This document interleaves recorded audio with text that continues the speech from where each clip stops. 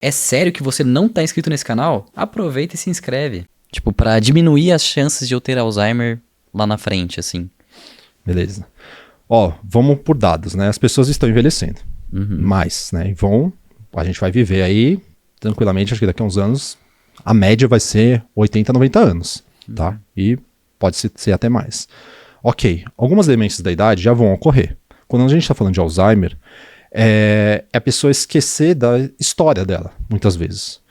E estima-se, né, que até 2050 a gente tenha mais ou menos entre 150 a 160 milhões de pessoas, né, com Alzheimer. E, querendo ou não, a gente está falando daqui a mais ou menos 26 anos, né, agora 2024. Então, pode ser a maioria das pessoas aí já com 35, 40 anos, né? Eu tenho essa faixa de idade, né?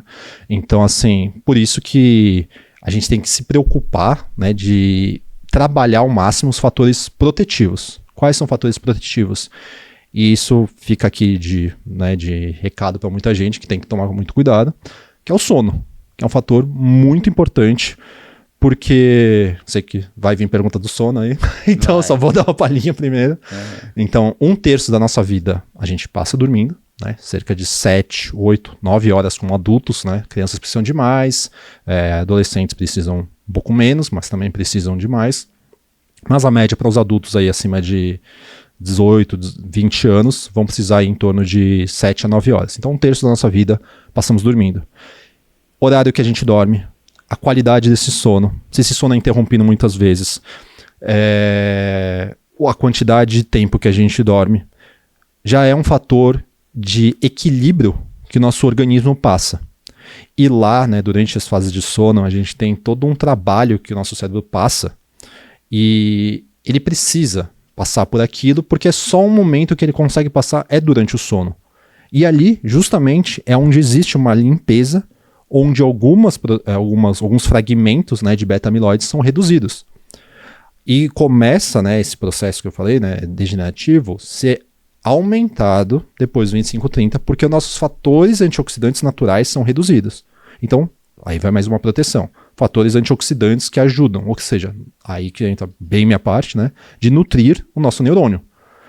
Onde a gente tem que nutrir o nosso neurônio? Primeiro, em questão ambiental, reduzir estresse e ansiedade.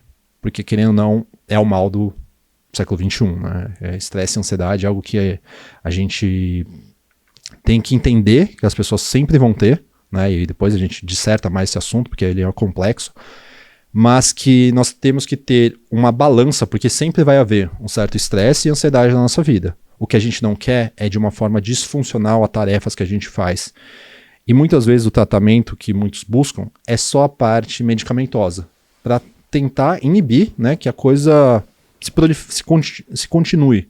Só que, como eu falei, também tem fatores metabólicos que interferem. Por quê? Porque o metabolismo da glicose, ele também altera a nível de neurônio. Porque é como se eu dei a analogia do carro, é como se você tivesse um carro flex e você só viciasse ele em trabalhar com um tipo de combustível.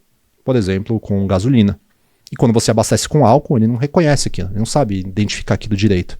Porque você nunca conseguiu trabalhar isso no neurônio, nunca deu esse estímulo suficiente. Porque hoje, se a gente parar para analisar, toda a nossa alimentação, ela tem muito mais carboidratos do que nunca tivemos na nossa existência humana. Porque a gente criou, né, a gente tem cultivos de trigo, que fazem farinhas, que fazem pães, e a gente come muitos farináceos. Não estou dizendo, né, que faz mal o pão, mas estou dizendo que os excessos é o que fazem mal. Lembra, sempre a balança, sempre existe um equilíbrio. E nesse equilíbrio que a gente busca, as pessoas sempre falam assim, mas eu tenho falta de energia, eu sempre estou cansado, eu preciso de um doce. Eu falo, é justamente isso que já me sinaliza que você está ou sob muito estresse, ou já está, vou dizer essa palavra, né, viciado em açúcar, mas não é bem viciado, mas é o estímulo contínuo da glicose, que nunca foi estimulado, porque desde que a gente é criança, nunca necessitamos. Na verdade, quando bebê, o leite materno, ele tem todas as fases ali certinhas de mudanças, né? A própria mãe vai tendo mudanças ali do aleitamento, do leite, para essa criança. Só que aí depois a vida começa a introdução alimentar e aí segue como segue, né? Às vezes crianças que já estão tem crianças com diabetes, tem crianças com obesidade e que já desde essa fase já está tendo o metabolismo danificado lá para o futuro. Tem que entender que ela é mais sensível a essas expressões gênicas, né? Ela é muito mais sensível porque ela é nova, é tudo novo no organismo dela. Então ela é muito mais sensível. Eu sei que eu estou indo aqui numa emaranhada de coisas, mas a gente vai tentar linkar aqui tudo. E aí quando falamos dessa relação, né, de Alzheimer, entendendo que o controle glicêmico é muito importante. O que é um controle glicêmico? Fazer com que a alteração de glicose não fique se oscilando. Lembra? Então a pessoa está ali, hoje virou uma moda, né, o jejum, então a pessoa está com glicose baixa e ela vai lá e come um PF com, enfim, não sei quanto que ela vai comer de quantidade, mas libera muita glicose. Essa montanha russa de glicose não é interessante. Não é interessante ao nosso neurônio. Outro fator, falei do exercício físico, justamente para ter uma redução, né, desses níveis de glicose, você tem um balanço, né, uma melhora do que a gente chama de resistência à ação da insulina. Ela tem que ser menor a resistência e maior a sensibilidade à ação da insulina a nível periférico, só que a nível de sistema nervoso central, hoje, o pessoal apelida, né, o Alzheimer como diabetes tipo 3.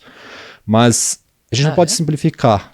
É dito assim por causa do nível de glicose, né? Essas alterações de glicose é como se fosse quando a pessoa tem diabetes tipo 2, né? O diabetes mellitus tipo 2, a gente fala que ela tem resistência periférica, ou seja, na periferia, à ação da insulina.